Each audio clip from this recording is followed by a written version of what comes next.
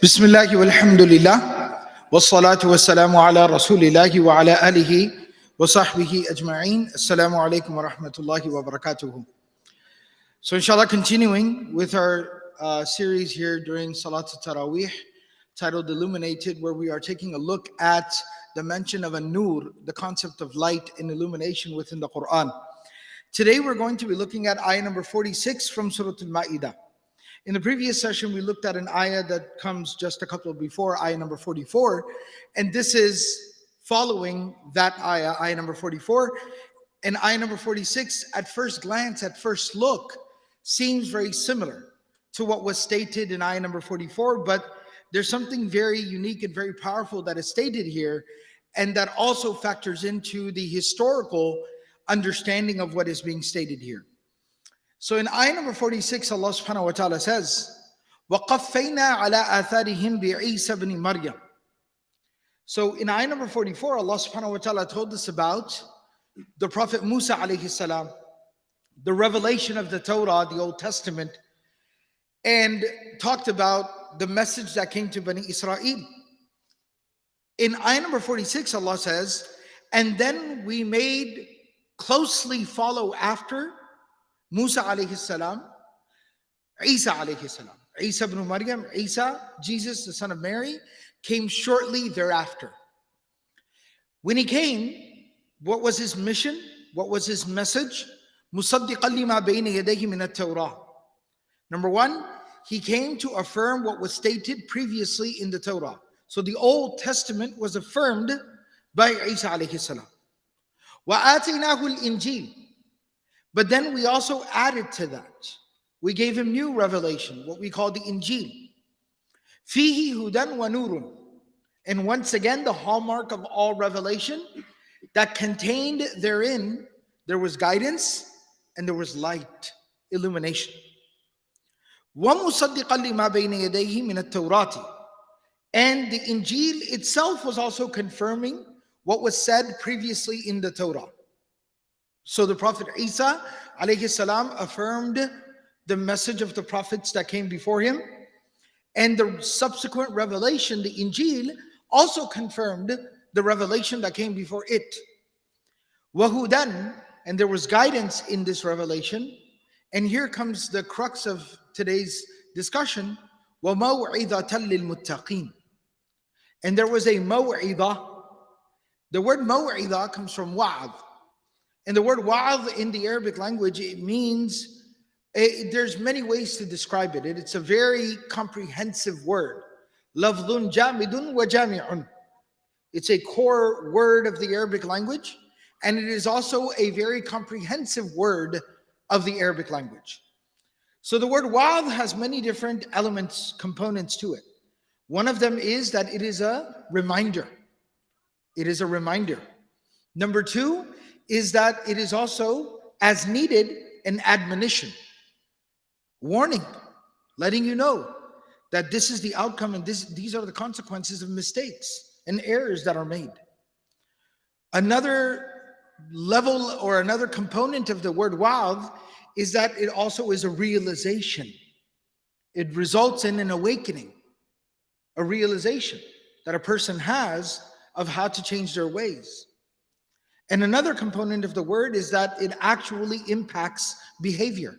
It changes a person's conduct and behavior. So all of this is packed into the word wa'ad, and therefore the message itself that contains all these things is called maw'idah.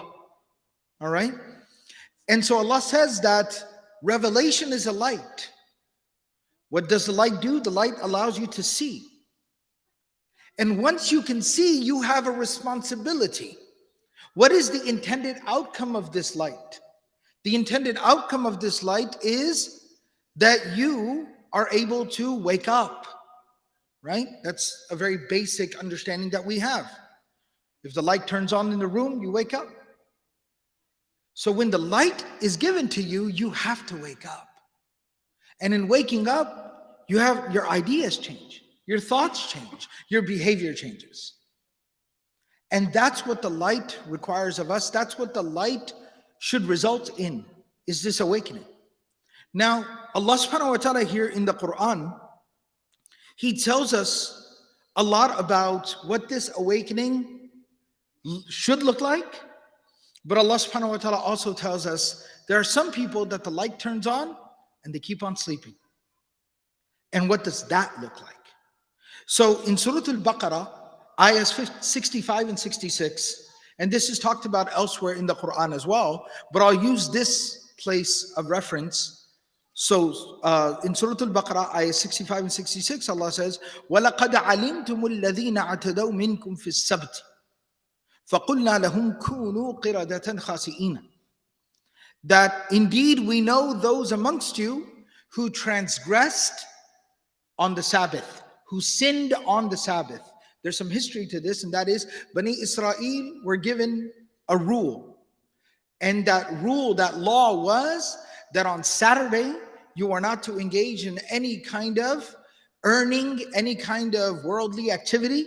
And that whole day has to be dedicated only and solely to the remembrance of God and the worship and of Allah and reflection and, somewhat of solitude.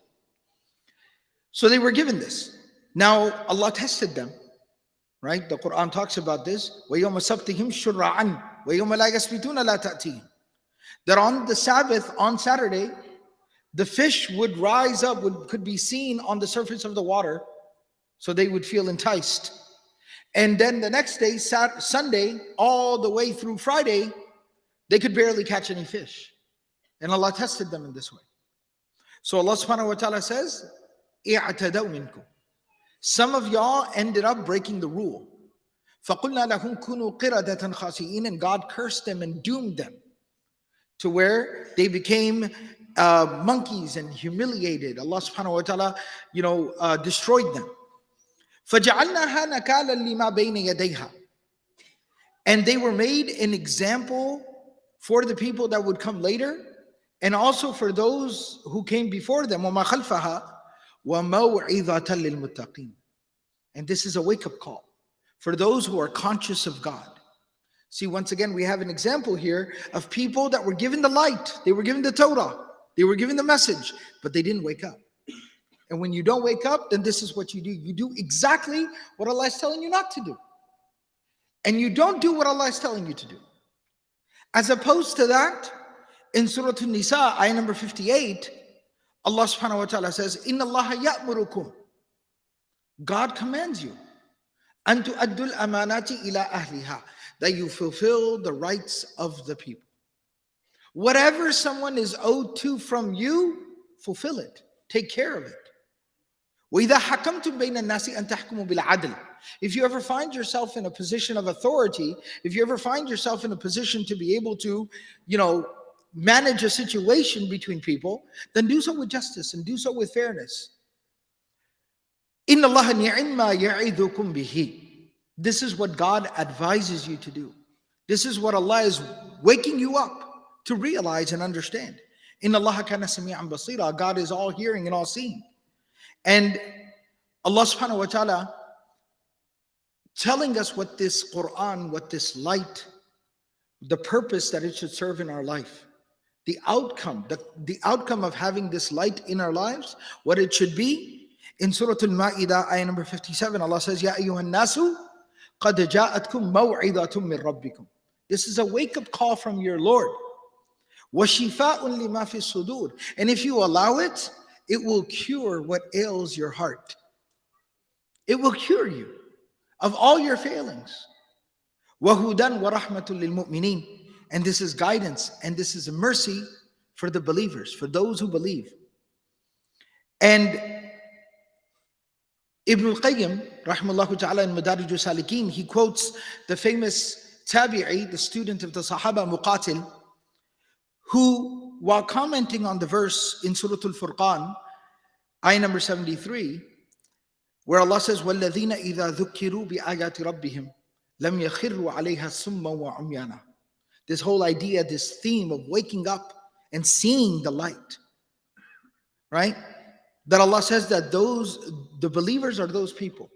The slaves of the merciful, the beloved people of Allah are those people then when they are reminded by the verses and the signs of their Lord, it does not fall on deaf ears and it does not fall on blind eyes. And he commented on this and he said, إِذَا وُعِذُوا بِالْقُرْآنِ, when they are reminded with the Quran, when the Quran is presented to them, لَمْ يَقَعُوا عَلَيْهِ صَمًّا لَمْ يَسْمَعُوهُ وَعُمْيَانًا لَمْ يُبْصِرُوهُ. They don't act as if they never heard it. They don't act as if they didn't see anything. وَلَكِنَّهُمْ سَمَعُوا وَأَبَصَرُوا. But they listen very carefully, they look very closely, وَأَيْقَنُوا بِهِ. And the result of that is that they develop that conviction and that firmness and that belief within their hearts. That then has the ability to guide them. May Allah subhanahu wa ta'ala make us all people of conviction, and may Allah subhanahu wa ta'ala grant us the ability to be able to see the light and to be able to wake up and be able to change our lives. Jazakumullahu khairan, barakallahu feekum, assalamu alaikum wa rahmatullahi wa barakatuh.